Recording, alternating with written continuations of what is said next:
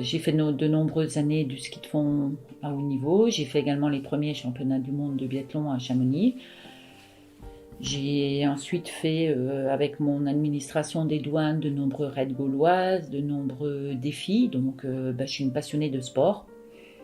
Donc, forcément, mes enfants sont un petit peu tombés dans la marmite. J'ai jamais pensé qu'ils feraient du ski à haut niveau. C'était des touches à tout. Florent, il a eu jusqu'à 7 licences.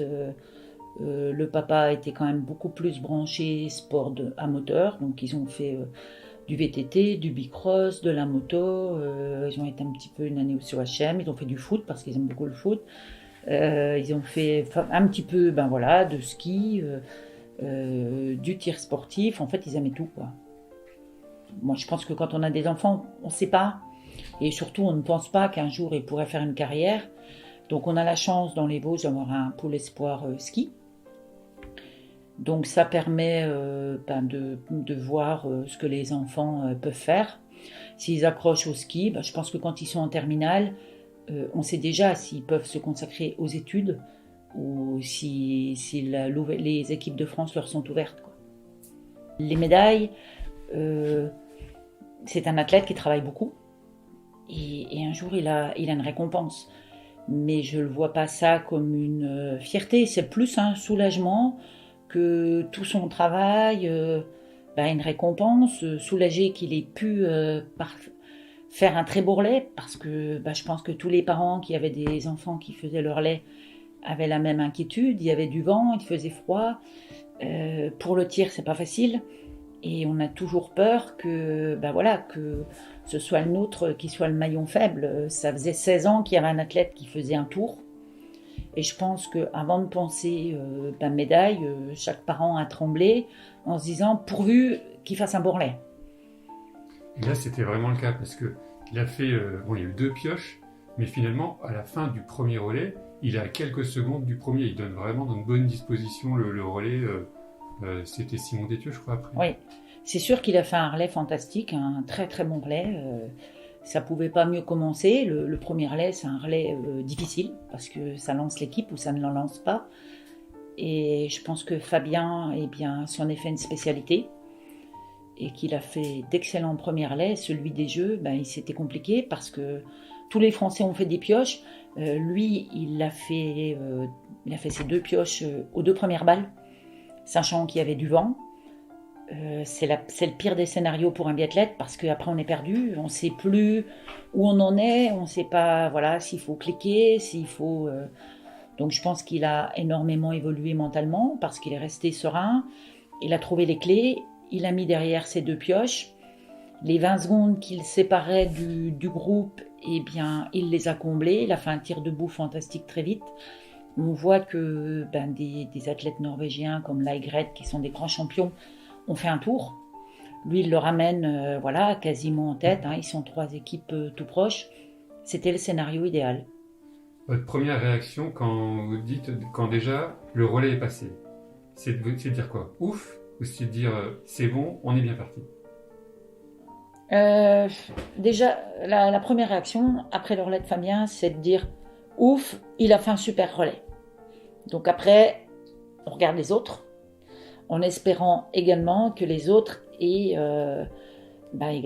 qu'ils puissent également faire un super relais. Donc moi, j'aime pas trop regarder les tirs, que ce soit Fabien ou les autres.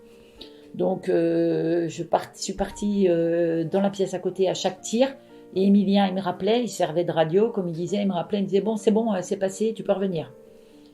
Alors c'est vrai qu'après le relais d'Emilien Jacquelin, on a fait quand même une belle avance.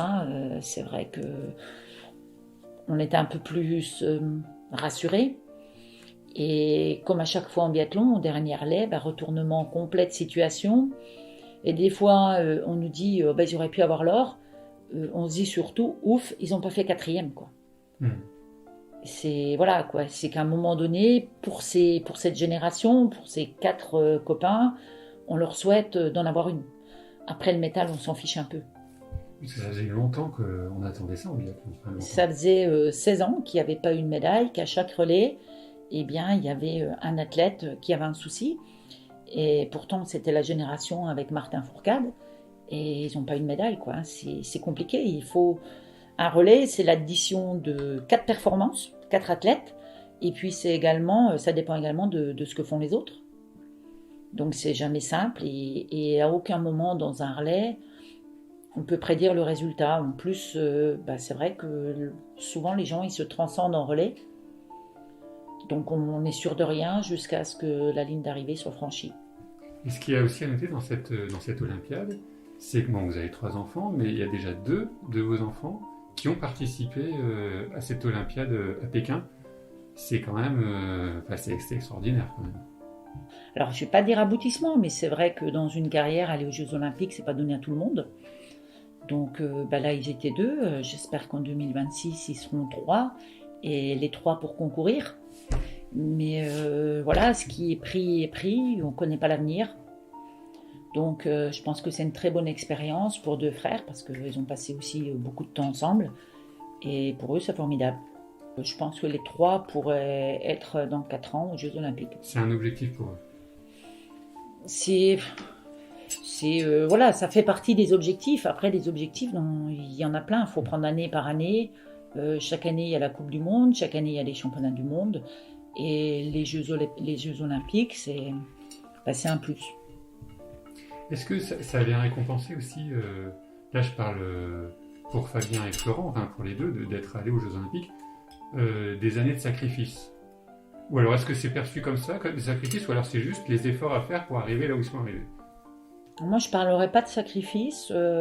Pour entraîner de nombreux jeunes, pour avoir vu mes enfants, je crois que le rôle des entraîneurs, des parents, c'est de donner l'envie aux enfants, entre guillemets, de les appâter.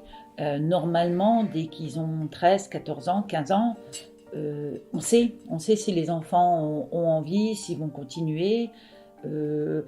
Si c'était que du sacrifice, il n'y aurait personne au bout. Forcément que c'est beaucoup de plaisir. Moi, ils m'ont même remercié, tous les 2. Ils m'ont dit que c'était quand même bien. S'ils n'aimaient pas ce qu'ils faisaient, si c'était un sacrifice, il y a longtemps qu'ils auraient arrêté. C'est une forme de vie. Voilà, je pense que quand on est athlète de haut niveau, c'est qu'on a un respect de son corps, des conditions d'hygiène, des valeurs qui sont celles de la majorité des sportifs. Et ça s'acquiert petit dans les clubs. C'est l'école de l'humilité. Un jour, vous pouvez être devant, le lendemain, vous prenez une claque parce que vous êtes arrivé au tir, il y avait des rafales ou un peu de stress, vous n'avez pas mis les balles.